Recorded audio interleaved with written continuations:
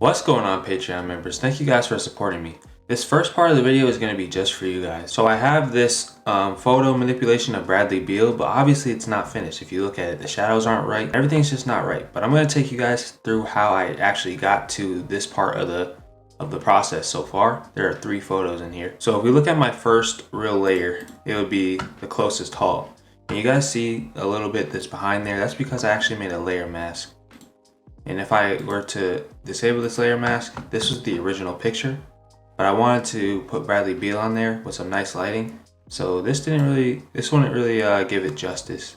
I don't think so. Let's enable that layer mask back and let's take these back. I want it to be a dark scene, right? And this is pretty basic for as far as lighting, but it's not really any like environmental lighting that's at nighttime. So I had to do that.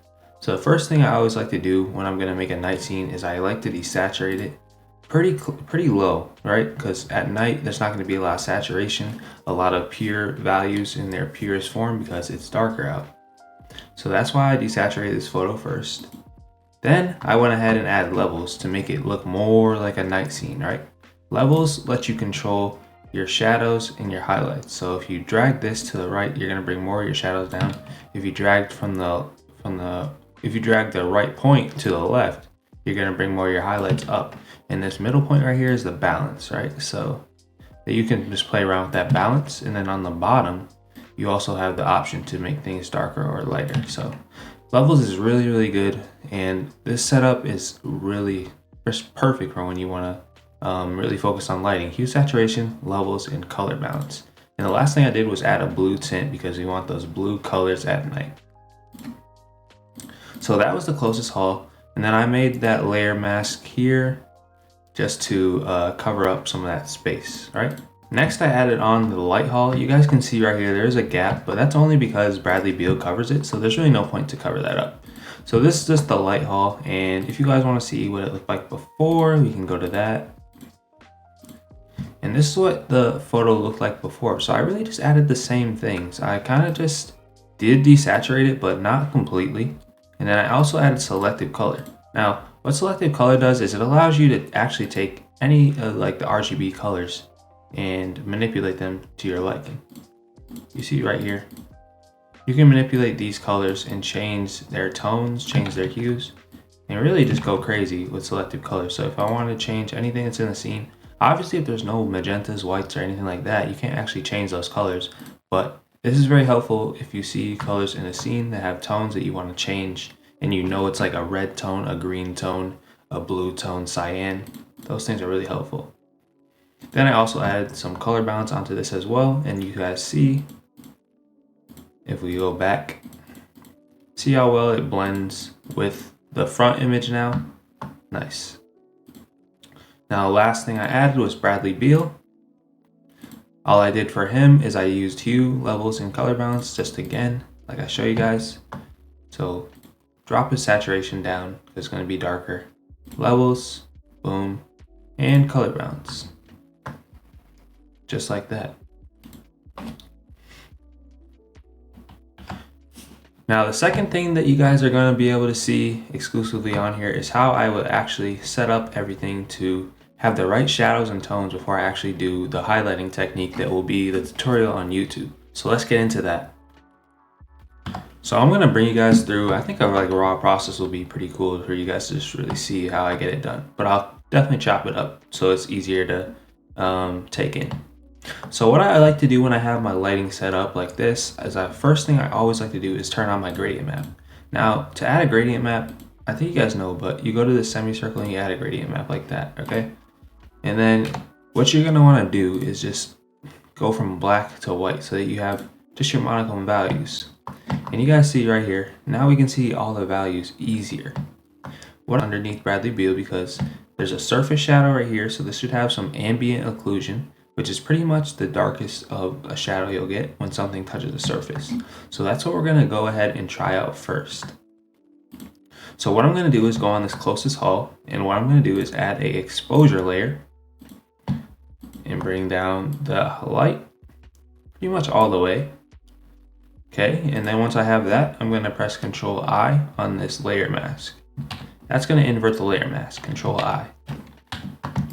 Now I'm going to take my brush, right click, make it flat so it fits the surface. Change the color to white right over here. And let's just bring our flow down. Now let's paint on our highlight, our shadow right underneath him. Just like this, right? Have a little bit going out because there's going to be his shadow that's leading towards the camera, right? Like that. And you guys see automatically we're getting like that nice surface shadow, and it's already making him look more in the scene. So next, what should we do? Well, let's take Bradley Beal and let's drop down his exposure as well. We're going to bring him to very dark as well. Invert the layer mask. And this is going to be his shadow.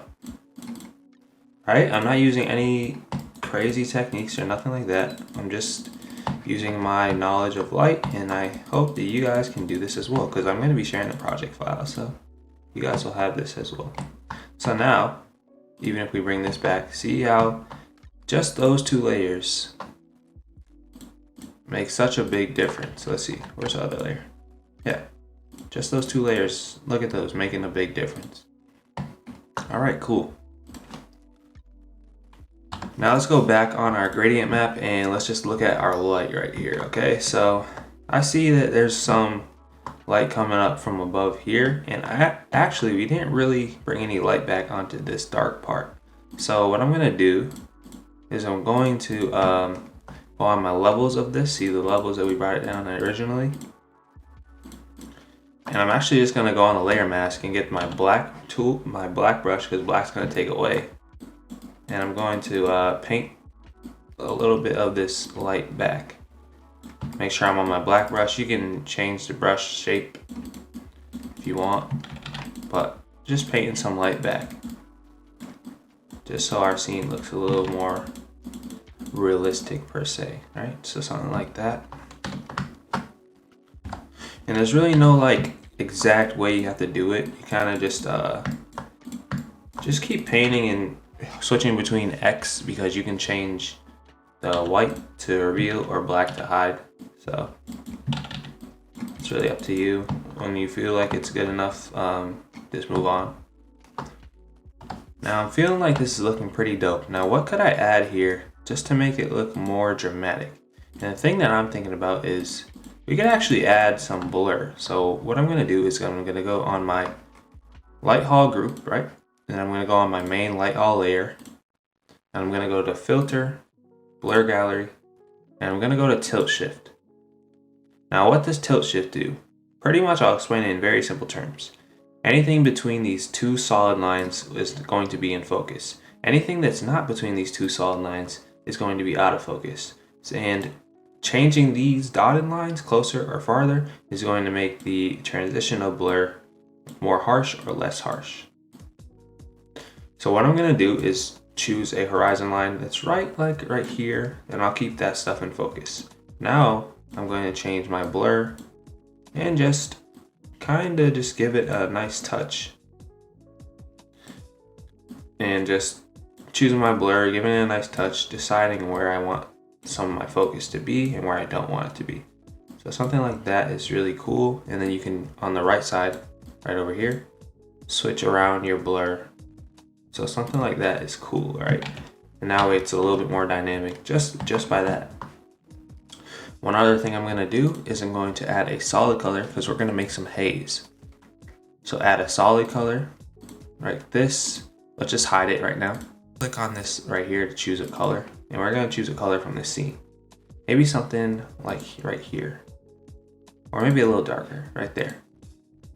Now we have this for the haze, and you can check your blending modes. I'll probably just leave it on normal though. Go to the layer mask, Control I to invert that. And now let's just paint a little bit of haze in the background. So make sure your flow is low. We're just gonna get a little bit of haze going on. So we have a little bit more dynamics going on. X to take away, white to add some. And you guys see, we got some haze going on. And we're gonna do the same thing, hide it. Let's color pick this dark blue right here. Like that. And we're gonna invert it, and let's actually paint some haze in the front as well with our white brush. Actually bring it over Bradley Beal, like that. Yes, and making it more and more dynamic as we go.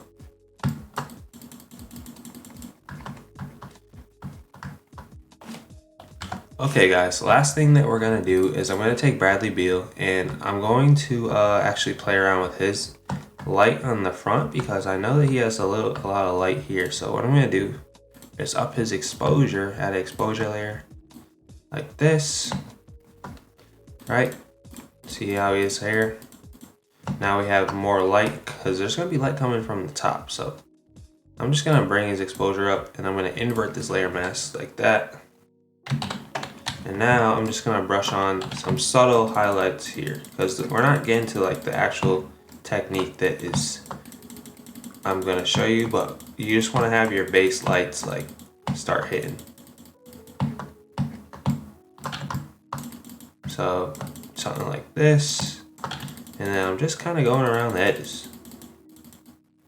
Simple enough. Not anything too crazy. Now we just bring our gradient map back. And there we go. That's a great setup for what we're gonna do for the highlights. Really cool, really unique. You can even choose a blending mode for this. Usually I keep it on normal. Sometimes you want to go to luminosity though. It really just depends. I'll show you guys one other thing you could try. You could put it on luminosity, right? Then add a hue and saturation layer. Also right click and make a clipping mask here. Then we're gonna choose colorize. Now you can change the color to blue or something, and then see this layer mask here. Click on this layer mask, hold down Alt or Command on the Mac, and drag this layer mask to copy it. And now we have this layer mask as this color, and you can slide it, adjust it to your liking, just like that. And maybe his eyes would look better if they're just white glowing. Let's try that. Let's just make little shapes inside of his eyes with the pen tool.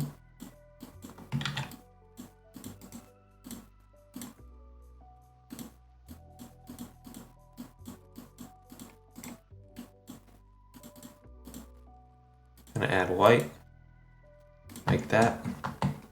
Okay, and once you have that, you're also gonna wanna make it a little bit softer. So bring your brush size down, and we're gonna go on the outside and just make these a little bit softer so they're not as harsh. They look like they're really blended in.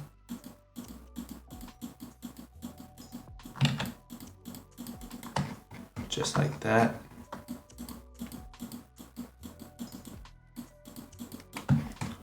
Alright, so that's cool. And then you can also add an outer glow. We'll just do white.